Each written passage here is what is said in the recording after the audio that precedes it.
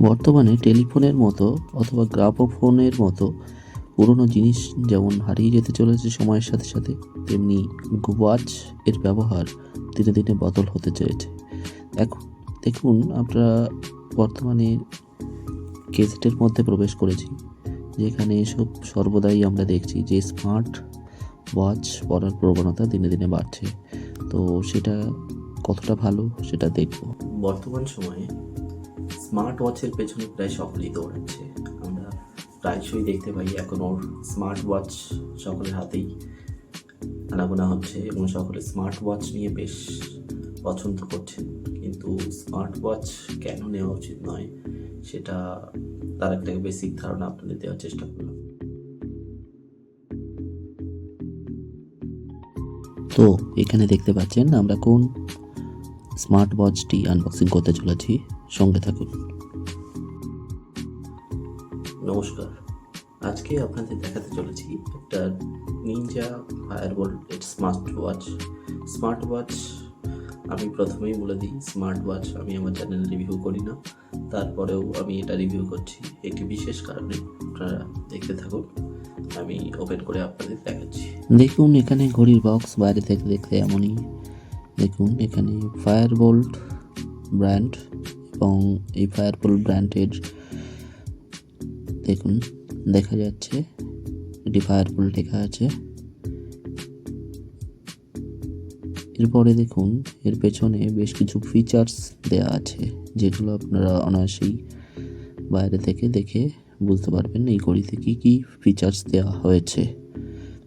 দেখুন, এখানে track SpO2 বলে লেখা আছে, और हार्ट बीटिंग ट्रैकिंग, स्मार्ट और IV water resistant and sleeping mode সব কিছু এখানে ইনক্লুড করা হয়েছে বলে মেনশন করা হয়েছে। এছাড়াও এখানে দেখুন দামটাও এখানে উল্লেখ করে দেওয়া হয়েছে, যদিও দামের দিকটা বেশ অনেক বাড়িয়ে চড়িয়ে লেখা আছে। এটি অনেক কম প্রাইসে আপনারা বাজার থেকে পেয়ে যাবেন। This is the China brand. দেখুন, আমরা একবার খুলে দেখি জিনিসটা কেমন। ভিতরটা দেখুন খুবই সাধারণভাবে সাইডভাবে আপনি খুলে নিতে পারবেন। দেখুন, ভিতরে ঠিক একইভাবেই লেখা আছে ফায়ারবোল্ট, যেন বিদ্যুতের একটা ফ্ল্যাশ বেরোচ্ছে এমন একটি চিহ্ন এখানে ইউজ করা হয়েছে। দেখুন, এটাকে ওপেন করছি আমি। ওপেন করার পরে দেখুন ঘড়িটি এইভাবে এর ভিতরে দেওয়া আছে। ঘড়ির ভিতরে কিছু ম্যানুয়ালস স্বাভাবিকভাবেই সমস্ত গ্যাজেটের ক্ষেত্রে দেওয়া হয়, সেটিও এখানেও থাকবে স্বাভাবিক। আমি আর ম্যানুয়ালসগুলো আপনাদের দেখাচ্ছি না, এখানে এইভাবে রাখতে দিলাম। ম্যানুয়ালস কাজে না, আপনারা আমাদের থেকে বেশি অভিজ্ঞ, সুতরাং এখন সবাই জানেন এটা কিভাবে কাজ করে। তো এটাকে অন করতে দিলাম। দেখুন অন হচ্ছে। এটা খুবই লাইট ওয়েট বেল্ট প্লাস্টিক, এটা বহুদিন যাবে, আপনি ব্যবহার করতে পারবেন, কোনো সন্দেহ নেই। দেখুন, এটা অন হয়ে গেছে। এখানে বেশ কিছু ফিচার্স দেখা যাচ্ছে। নো মেসেজ, অর্থাৎ আপনি মোবাইলের সঙ্গে এটি কানেক্ট করলে আপনাকে মেসেজ প্রদান করবে। এটা খুব মোবাইলের মতোই কাজ করবে। এরকম এতে কলিং ফিচার্সও আছে। দেখুন, এখানে display, vibrate and ring and মোবাইলে যেমন আপনারা অপশান দেখতে পান ঠিক সেরকমই এখানে পাবেন। DND মোড, জানি না এটা কি, আমার এই সম্পর্কে idea com. Low power mode, phone system and about.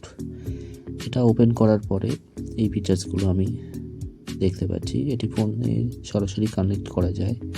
দেখুন, এখানে ভার্সনও উল্লেখ করা আছে, অ্যাবাউটে গেলে দেখতে পাবেন। দেখুন, ফায়ারবোল্ট লেখা আছে 1 to 8। এছাড়াও এখানে অ্যাড্রেস বলে একটি মেনশনিং পয়েন্ট আছে, নাম্বারিং করা আছে। তো শুরুতে ওপেন করার পরে এটাই আপনাদের দেখতে পাবেন।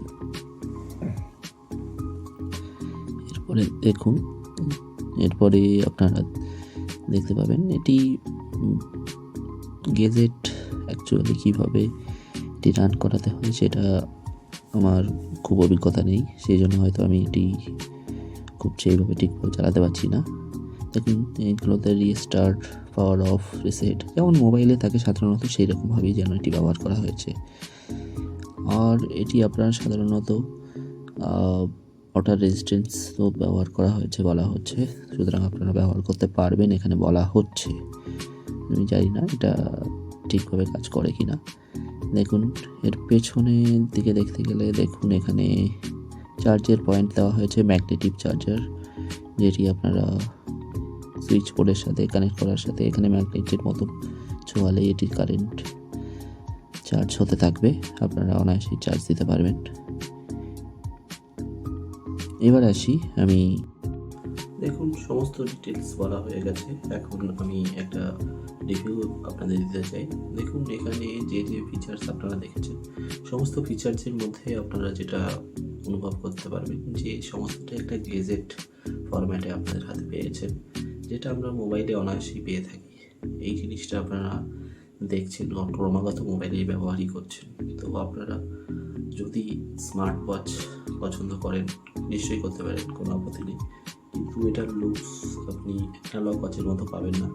এটা ন্যাচারাল অ্যানালগ ওয়াচের লুকসে কখনোই আসবে না। দেখুন এটা আমি হাতে পরে দেখাচ্ছি, দেখুন খারাপ না। এটার ডায়াল যেটা দেওয়া আছে গ্রামের উপরেই লেখা আছে, আপনারা দেখতে পাবেন। ডায়াল অনুযায়ী আমার হাত রিচড 6 to 7 ইঞ্চ, সুতরাং সেটাতে মেজারও সেরকমভাবে করছে না। আমার তো পার্সোনালি এটা পছন্দ নয় এবং আমি স্মার্ট ওয়াচ পছন্দ করি না, সুতরাং এটা হাতে ফিট বসেছে। বাট যাদের রিস্ট ছোট আমি তাদের বলবো আপনারা নেবেন না, এটা যথেষ্ট বড় ডায়াল, সুতরাং ভালো লাগবে না আপনার। আর টাকা দিয়ে আপনি যখন একটি গেজেট ওয়াচই কিনবেন সেটা সম্পূর্ণভাবে আপনাদের উপর নির্ভর করছে, কিন্তু আমার মতে মনে হয় একটি বেটার লুকস পাওয়ার জন্য আপনি একটা অ্যানালগই কিনতে পারেন।